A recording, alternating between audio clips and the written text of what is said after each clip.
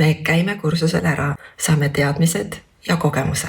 Aga kui praktika ei muutu regulaarseks, siis ei teki ka harjumust uurida ennast ja enda reaktsioone lähemalt. Tegelikult on inimene iseenda jaoks nagu avatud raamat. Kõik, mida me võiksime enda kohta teada saada. Miks ma nii reageerin, kust see tunne tuleb, on kõik meis endas juba olemas. Aga kuidas seda lugeda? Siin tulevad appi teadvustamise võimed, eristamine, arusaamine, süvenemine ja muidugi fookus. 7. juunil süvenemispäeval Lilleorus õpimegi ennast uurima. Teeme ühe pikema eneseuurimise praktika, mille käigus saad oskuse vaadata mõne korduva argireaktsiooni taha. Mis seda tegelikult alal hoiab?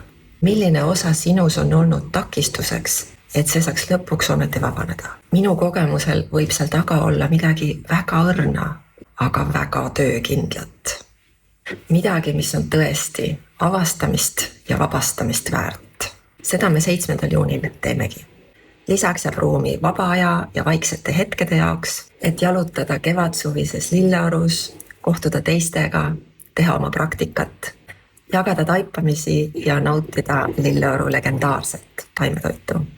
Tule õpi ennast sügavamalt uurima, et sul oleks oskus iseendast ise kõik teada saada.